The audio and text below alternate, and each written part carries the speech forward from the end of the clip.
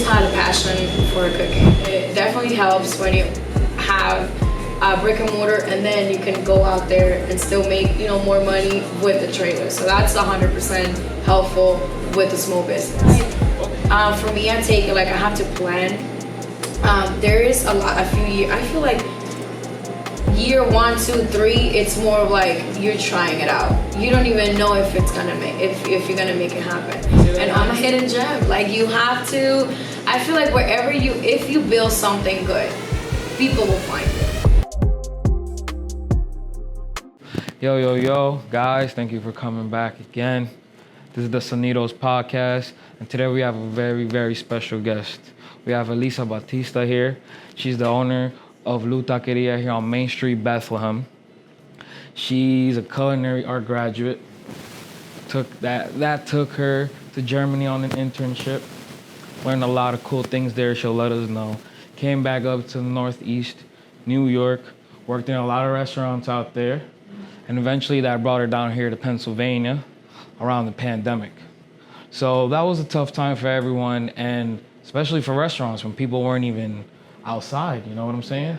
So let us know what developed you into creating the business that you have today and who you are as a person in the restaurant business. Okay, thanks for coming in here and doing this. I appreciate it. I went to school a couple years ago. When I moved here, I've always had a passion for cooking. So I was like, my dream was I want to own my own restaurant, but I wasn't ready. Obviously, when you graduate from school, you still have a lot to learn.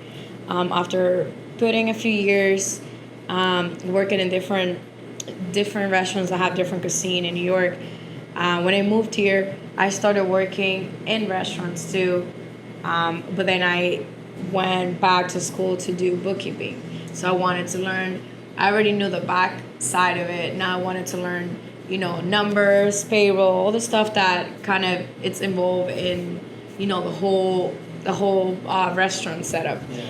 So after that, I graduated from that. I started working with other business owners in the area, and I was providing services like payroll, HR, things that were more on the admin side, so I could get more experience that way.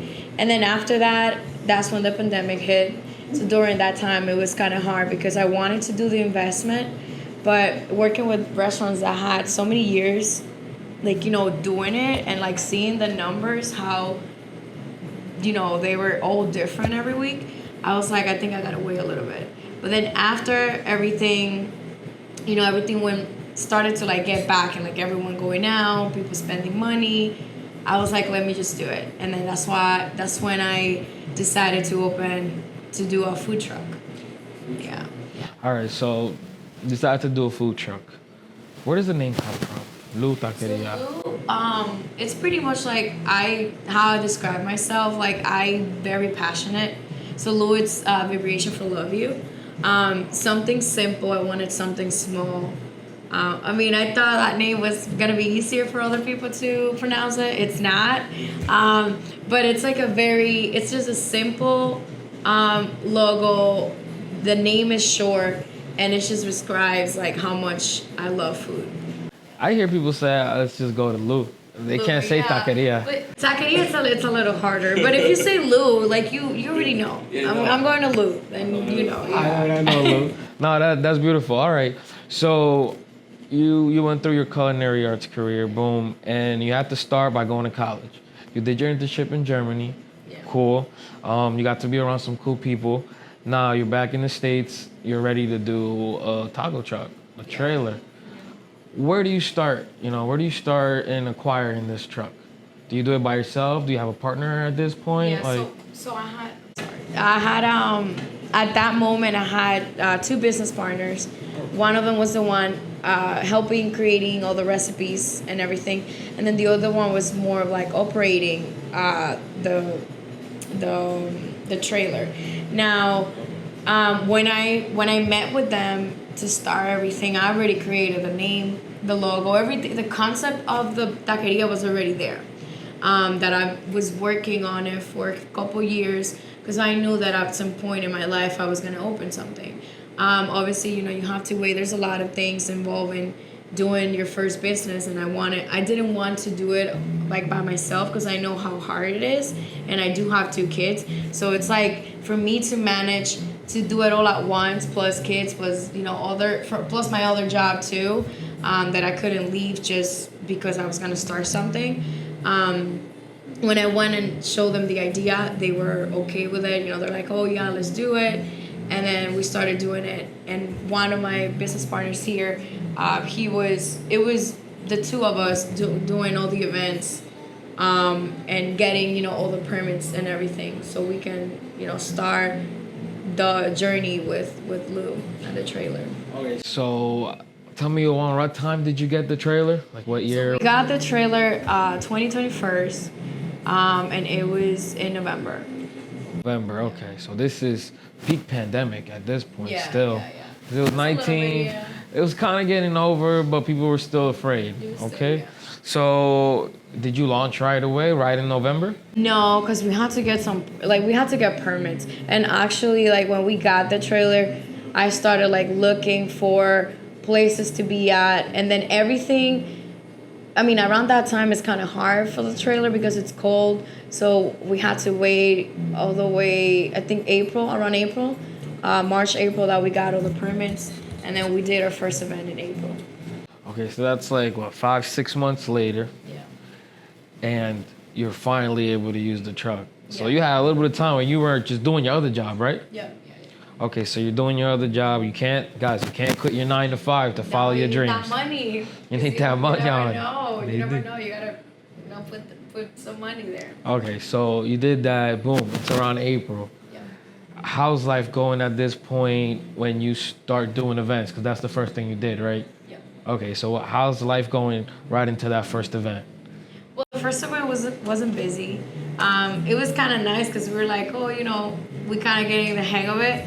But no, that was wrong. Because when we did the second event, which was in Easton, that Taco Fest, we ran out of food. The event was supposed to be there for 4 hours. We were supposed to stay there for 4 hours. We ran out of food in 2 hours. So we had a lot of people waiting in line for like 45 minutes. And when I told them we didn't have any food, that was terrible. It was? It was so terrible because, you know, we didn't know, and then we didn't have a kitchen or a restaurant to sell the food if we didn't, you know, sell all of it. So we just made what we thought it was enough, which it wasn't. Not even close, was it? Not even close, no, because 2 hours out, and there was not even a lot of vendors. But, I mean, you know, it's a learning experience. Yeah. We're all been there. We all been there. And it's funny, how many times did you hear, how'd the food truck run out of food? You know what I'm saying? That's crazy. So you learn from this experience now. A couple of events in, right? Yeah. You get the ball rolling. You miss a couple of steps, but you get the ball rolling. When was the next big event that you knew? Boom, like I got this. Like. So we did a couple ones after that, small. But then the biggest one that we did after that one, it was Taco Fest in Steel Stacks. That one was huge. It was a couple thousand people. We did better. We did run out of food after 4 hours, but we did a lot more than the first one, like the first big one. So we were really like proud of ourselves because we were like, oh, you know, we made good money. We worked a lot. We didn't stay there for 7 hours. Like we didn't have the food for 7 hours, but at least we did more than the one before. So we did learn a little bit. Now we still had to like pick up some other things. But also it's like very limited space that you have when you have a trailer. Right. And we didn't have, you know, like we didn't have a lot of storage and all, you know, and all that. And we don't want to get no one sick, obviously with the food that we made. But I think we did pretty good, you know, comparing it with the other one. Yeah. Okay, that's good. So now you know that, like, honestly, planning is key. Yeah. You thought you planned, and then boom, you didn't know. So how are you gonna plan for something that you have no clue, you know? Mm-hmm. So like, How do you feel like the planning aspect of things from the first one to that event where you feel like you succeeded and you developed? How was that? How was that development? How do you feel about it? Like, was it quick? Was it a lot of practice in between? How? Yeah, I 100% is practice. You go to events. You can plan better for the events that they sell tickets. Because let's say if they say we sold 1,000 tickets, and we're gonna be there for 4 hours. There's so much food you can serve per hour, so you can kind of plan with that information. Now, when you go to an event that it's just something that a Facebook event. Go in there, you don't know how many people, then you kind of go with the idea of how much you want to sell for the time that you're going to be there. I mean, there's things that kind of varies, and you go there and it's raining, that might, it's not going to help with the sell, with you selling everything. But at least you have a number in your head, like, okay, today in this event, I want to make $3,000. I'm going to be there for 4 hours. Let's work on that. And then if you sell out, you sell out. That's a good feeling when you sell out, because you go with an amount of food that you really hope that you sell all of it, and you don't have to come back and bring that back, to the restaurant. Now we don't care that much because we do have a restaurant here, so whatever it's left over, we can kind of, bring it here and still use it. But when you just have a trailer, you want to make sure you sell out every time, because you don't want to bring it home. Yeah, and then you cannot just keep it there for days. You gotta get rid of it. So now you're at a point in life where you get these events rolling. You started that's around April, a couple months in, and now you still got a trailer around like November again, which is getting colder now. Yeah. Now what are you doing? Like, do you have a spot at this point? We just park it. You park it? Unless it's like, we did events in November. We did events in December too. But it was more like a lunch. So the weather wasn't bad. We just pull up to the event. Usually it was like a lunch in a big warehouse. We go there for 2-3 hours, and then we just put it back, and just park it. You're still making money, but it's not something that's going to be steady.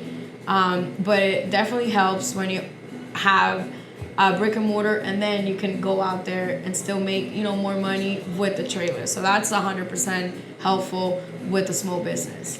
Okay, so now this is going on, right? And you can make your money, but now you're creating income with with your main hustle at this point. Yeah. With your main hustle, and you got the taco truck on the side doing its own thing. When does it develop into this restaurant? So this was actually like an opportunity. This became available. The pizzeria that was here for like 14 years, I think, or even more. The person that was running it, he wanted to just do something else, and then we got the information like this place was gonna be available, and it kind of we just took it. We already had like clientele, people asking us like, oh, where do you guys go? And I did, in fact, in the first year of the trailer, we did park the trailer in a car wash. We kind of had from Monday to Friday a spot that you can go. It was a limited hours. It was like maybe 4 to 9 or 4 to 10, but still you could find the food there. But we're like, if we keep doing events and we have a kitchen, then it's just, it's kind of, it will be easier for us to do it. So this came up, we took the opportunity, and, we're here. Nice. And how long has here been? So, this was in March. So it was a year and 4 months. A year and 4 months. So this journey is taking you all the way up to a restaurant on Main Street, Bethlehem, where there's a bunch of restaurants here. Great restaurants, people have had good experiences, bad experiences. And it's like, you're here to put your stake, no pun intended, put your stake on the road, and show people that you could do it. So in this year and some change that you've been here, how has that journey been? You have a restaurant now. We're going to talk about how you have employees now. Yeah. It's not just you anymore. Mm-hmm. And, you get to be out of the restaurant for, longer than you were when you were in the trailer. Yeah. So how has that been this last year with a brick and mortar? Well, this is for me. It's like going back to school again. Wow. There is so many new things that you learn.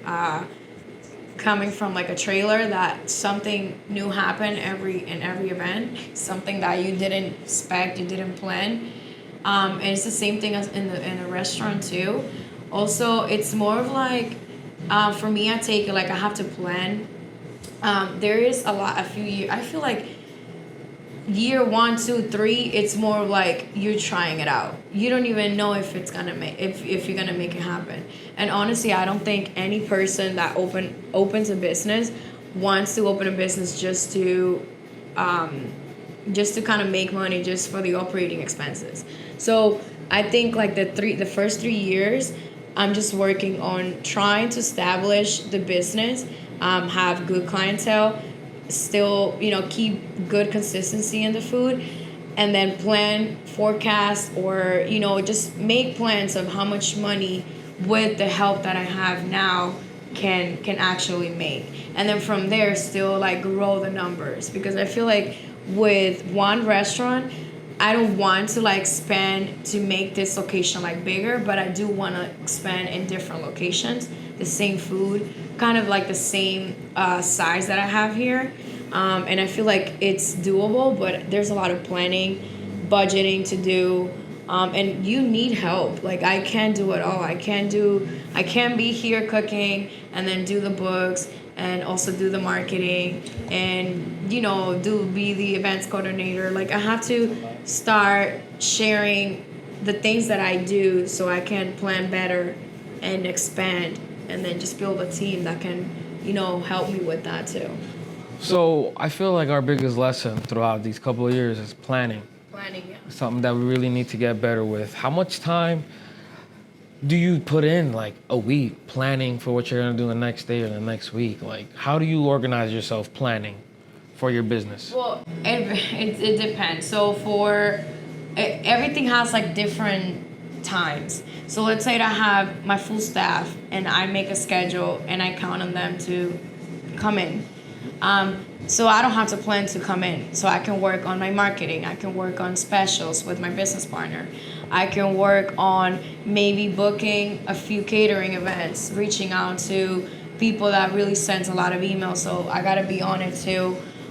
So everything depends like what I have to do on a daily basis, and that all changes every day. Yeah. So you try to plan. I mean, I have things that I want to do, like I have goals that I want to do for the rest of the year, for next year, but I put the time into it when I'm like, okay, the restaurant has the employees, I can really focus in making forecasts for next year, and then I sit down and do it there. Like it's not I'm gonna do it on a Tuesday at 2. I try, but if it doesn't happen, I'm just, I go with the flow and I just make time for it. And I do have like a list of things, like priorities that I want to do with the restaurant.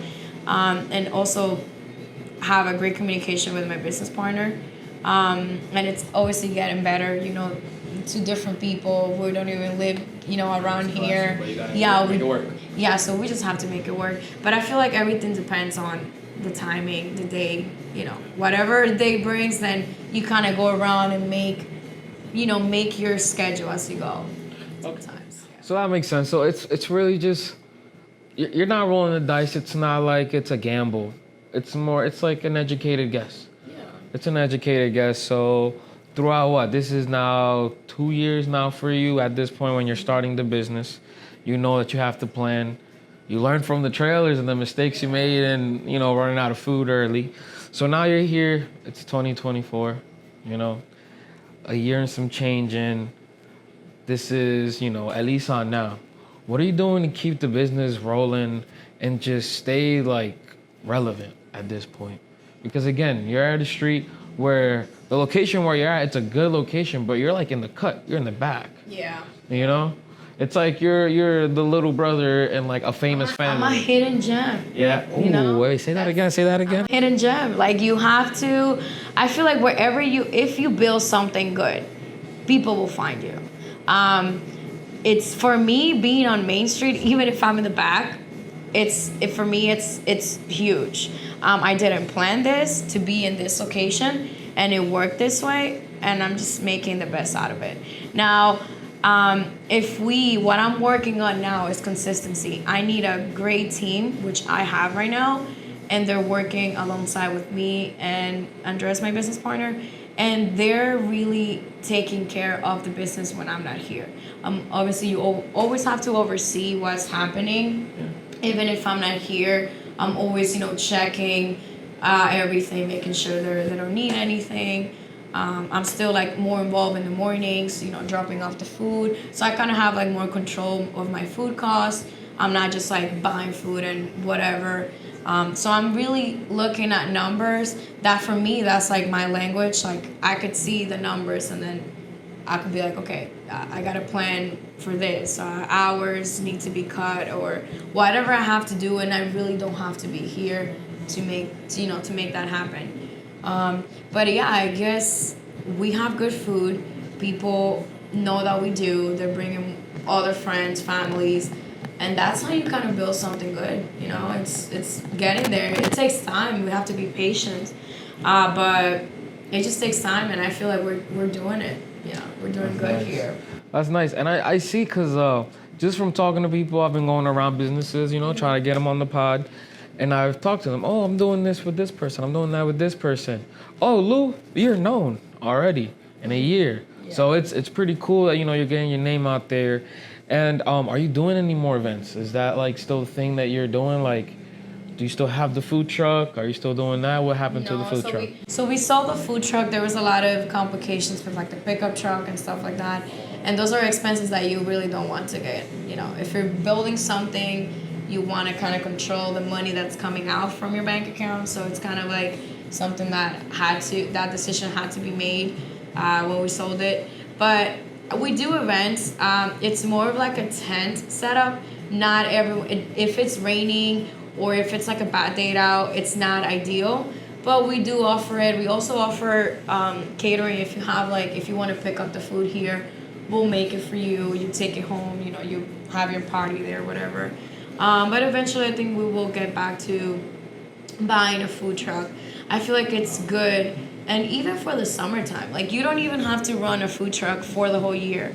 If you book a few events, and then the big ones that we already experienced, like which ones are the big that we go there, we're gonna sell out and we can make a couple $1,000s, then we'll just do those and, kind of have it more revenue coming in, but also not requiring like us to getting more, like a lot of people and spending more money, so we can kind of control it and still make more money. That's nice.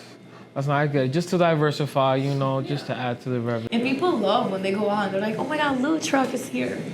They do. I'm that guy. Yeah. I love food trucks. And there's like, there's an event and there's like 10 different food trucks, 10 different food. I mean, you love that because you're in one place and you can eat so many different food in one whole space. Okay. Yeah. So you're there. That's something that you want to do probably in the future. Yeah. But what are some things that you want to do like in here that probably like you're willing to try, like, new recipes, anything like that, like I don't know, a new juice, bringing it in, anything like that. What do you got for us? We have a new item coming on the menu, which I'm not going to tell you yet. We're working on it. It's something that people have asked us to like have it here, and we already have the stuff here. We're actually making, just adding a couple things extra, but people are gonna love it. I know people are gonna love it. And then also the aguas frescas, it's nice because we can make anything we want. Like we have 3 flavors that we decided to leave on the menu just because they were like the best sellers. So we just left it there on the menu. But sometimes if I see, I don't know, like a fruit in season, I just buy it and we just make it and have it for a special, yeah. But I feel like that adding that menu item up, it's gonna be good. Stay tuned. So actually that sparked me another question, which is how do you decide how much like diversity you have in the menu to how limited the menu is? You know what I'm saying? Like, Yeah. how much, how little, like, 'cause it's Mexican cuisine has a lot of stuff. Yeah. You know, so how do you decide that?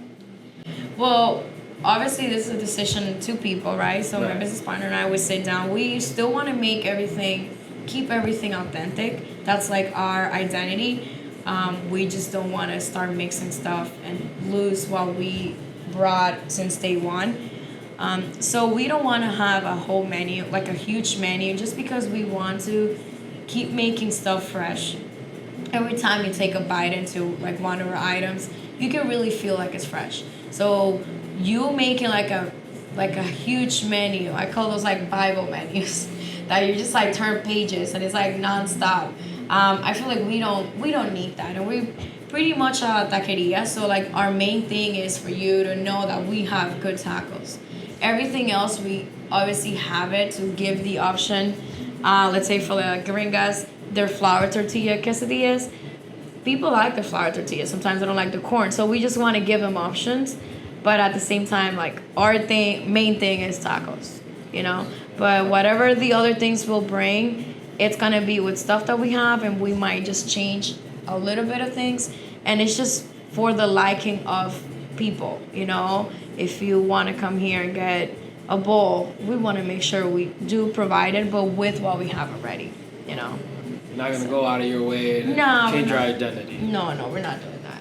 It's like if I tell you, like, hey, you, but can you be this person today? No, it's a you keep your essence, your identity. People already met you one way. We do obviously change a few things to just make it better, but we have like our stamp, and we just want to keep it that way, you know? I love that. Yeah, so honestly, again, we've learned throughout your journey, we've learned that planning is key. Oh, yeah. I don't know, that take the chance, take a calculated chance, keep your 9 to 5, guys. I'm gonna repeat that. Keep your 9 to 5. Keep your whatever income Whatever it is. on, yeah. 8 to 4, freaking $100 a week. If you could do it, do it. You know what I'm saying? But just keep it going. And honestly, I'm really impressed with the person that I've met. You know, you inspire me to do a lot. And I want to see... Already? Honestly, all I needed was a good conversation. And we had a great conversation, off camera. And just for you guys to know, this is episode 2. Yes. Episode number 1 didn't get recorded. We just talked here for like an hour. We became friends. We became friends. Yesterday. Now we're doing This is the real episode, so whatever. And I honestly want to see, what do you have to say to people that, are probably in a journey, not like struggling or anything, but, they've done... you're going to struggle. Well, not that part. Yeah. Meaning like, they're going through their thing, but they're ready to bet on themselves. Yeah. What do you have to say to that person that's like, wow, Elisa did that? Like, she went to school and like she traveled and she came back and she started with to that person that's ready to like invest in themselves and just go all in. Well, so I would recommend first you got to clean your circle of people. I feel like there's so many things that we think we know until we go for it and we're like, we don't know nothing. Like, that's the main thing for me. If you wanna open a business and let's say you wanna open a restaurant business, find friends that are in doing it. Don't do what they do, but just hear them out. Hear how they started their journey, how they messed up things, how they tried this, it didn't work, they spent so much money. There's a lot of mistakes that you do, obviously, when you don't know something, and it costs you money when you're in business. So you want to kind of start planning, having stuff written down that can have, like, you can visualize, like, your goal, where you want to go. You're starting here. You have this amount of money. You want to invest this. Add it 2, 3, 5% if something goes wrong. So you can really plan, and when you go for it, nothing stops you. I feel like opening your own restaurant or being, working your own hours, it's not easy. You're gonna struggle. You have to hustle. There's a lot of other people doing it at the same time. But what you're gonna do, and you have to motivate yourself every day. You have to do it from your own self, because you're the one waking up and be like, hey, I'm going to work, I'm not getting paid, but I still gotta do it. And imagine doing that for a year, 2 years. You're gonna get tired. But if you really believe you can make it happen, you gotta wake up every day and just make it happen. Flow with things. Don't force anything. Sometimes you think you're ready to open something. You go out there, you find a spot. It doesn't work out. Let it be. Let it be. Like, don't try to fight it. Eventually, life puts you in places that from there, you can take the opportunity. That's why it's called opportunity. You take the opportunity and you go.